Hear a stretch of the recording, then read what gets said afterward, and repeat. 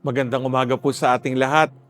Hmm, Huling araw ng ating Misa de Gallo. No? Sino po ba ang nakabuo ng siyam? Pakitaas ang kamay.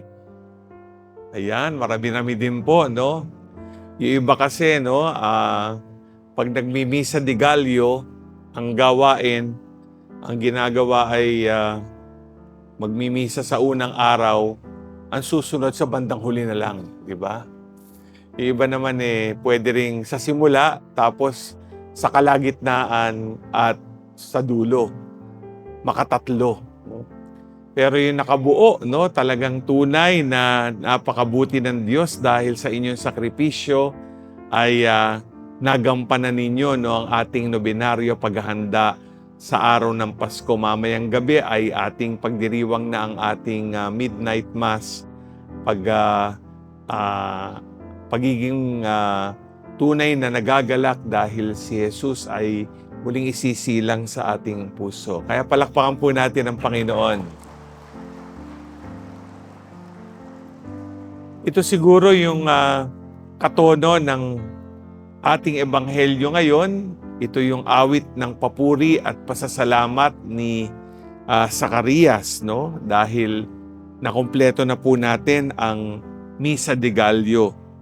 Pero kung titignan natin, ang awit ng papuri ni Zacarias, no, ay patungkol talaga sa biyayang natanggap niya mula sa Diyos, no?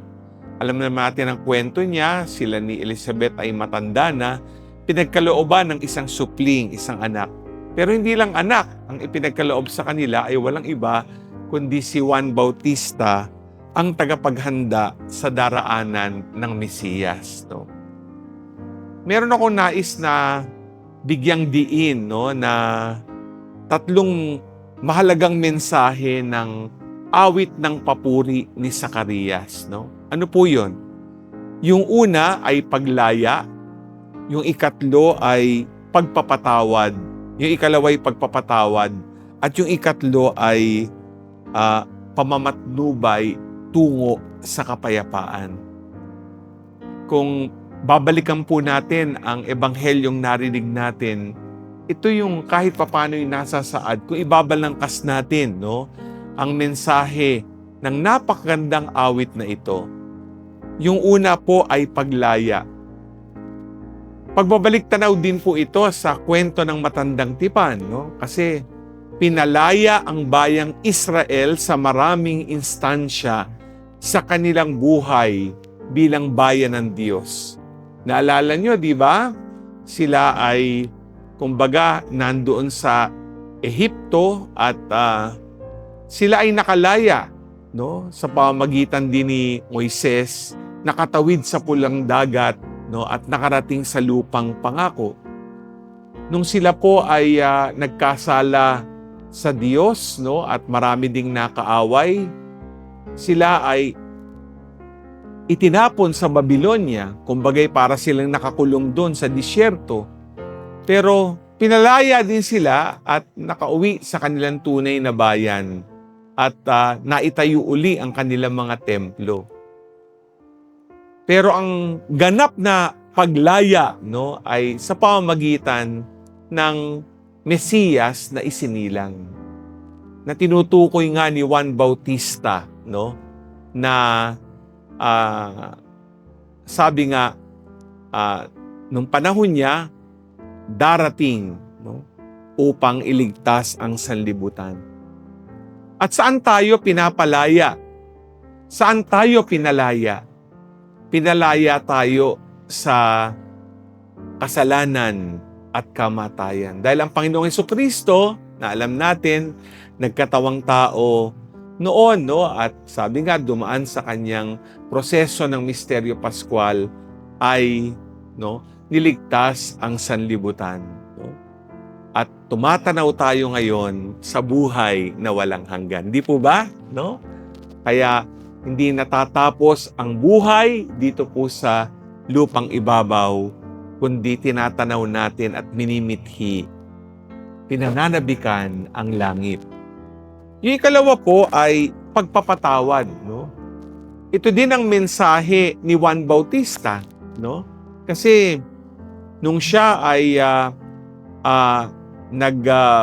nangangaral sa ilang, nagbautismo siya sa tubig, nagbinyag siya sa tubig.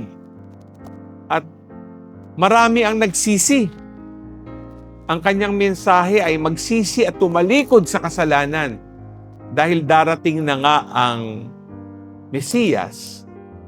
Nung panahon niya, no, marami namang pumunta din sa kanya at nakinig at nagpabinyag sa tubig dahil ang simbolo nga ng tubig ay paghuhugas, di po ba?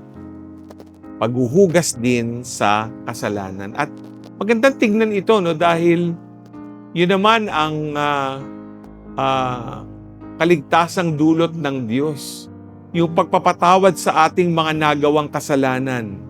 At ito ay pruweba, patotoo, ng habag ng Diyos sa ating buhay. No? Kaya kung kayo nangumpisal na, bago pa man ngayong Pasko, salamat sa Diyos, no? Dahil naramdaman nyo ang pagpapatawad na dulot niya, ang habag niya, ano man ang ating mga kasalanan, no? Kitang-kita natin ang gusto ng Diyos, no, na ang sakramento ng pakikipagkasundo ay matamo natin upang matanggap natin ang paghihilom din sa mga sugatang puso, dala ng kasalanan. Pero meron pa pong ikatlo, at sa bandang huli ng awit na yan, sinasabi nga, no, na ang darating na Mesiyas na pinahayag ni San Juan Bautista noon at dumating na nga, no, sa atin ngayon ay papatnubay tungo sa kapayapaan. No?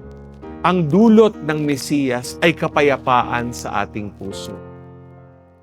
At ang mensahe ng kapayapaan ay napaka-praktikal. Ang ganda nga ng sabi ng ating Santo Papa Leon, kung nais nating maging maganda, makalulugan ang ating Pasko, no? Sabi niya, make peace. No? Magpakita at magbahagi, maging patotoo ng kapayapaan sa ating kapwa. At alam naman natin ang ibig sabihin ito. Pag sinabing making peace, no, ay kung merong kang kaaway, batiin mo na, makipagkasundo ka. Wala namang mararating kung ikaw ay hindi na lang kikibo o iiwasan mo ang iyong hindi gusto o iyong kaaway kahit sa tahanan, kahit sa opisina o pamayanan. Kaya napakaganda nitong mensahe ng awit ni Zacarias. Mensahe ng paglaya sa kasalanan at kamatayan tungo sa buhay na walang hanggan, pagpapatawad, dulot ng habag ng Diyos, no? Para ang Diyos, no, ay palaging sumasa atin at tayo ay sabi nga kaisa ng Diyos sa pamamagitan din ng sakramento ng pakikipagkasundo. At ikatlo, pamamatnubay tungo sa kapayapaan. Si Jesus ang prinsipe ng kapayapaan at naway maging instrumento tayo ng kapayapaan sa bawat isa.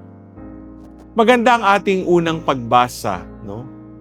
Narinig natin, no, na si David, nakita niya na ang tahanan ng Diyos ay parang, no, sabi nga niya, isang simpleng tolda lamang. Sabi niya, bakit ganon? Diyos yan. Kailangan gumawa ako ng, no, maganda, malaking tahanan para sa Kanya. Pero siyempre, sabi ng Diyos, iniisip mo yung aking tahanan, pero mas higit dyan, no, ang ibibigay ko pa sa'yo. No? Yayabong ang iyong angkan, yung iyong magiging anak ay magiging tanyag. At alam naman natin si Solomon, no, na isang marunong na hari. No? Dahil kung mahal mo ako at ninanais mo maganda yung aking tahanan, mas mahal kita. Mga minamahal na kapatid kay Kristo, ihanda natin ang tahanan ni Jesus na isisilang muli. Saan? Sa ating mga puso. Di ba? Yan ang gusto niyang mangyari, no? Pero magagawa lang natin yan, no, kung tayo mismo makikilahok, no, sa ninanais niyang paglaya mula sa kasalanan, na tayo ay, sabi nga, imbis na basta na lang patawarin ng Diyos, ay magpatawa din sa ating kapwa. At ikatlo, maging instrumento ng kapayapaan sa bawat isa. Amen.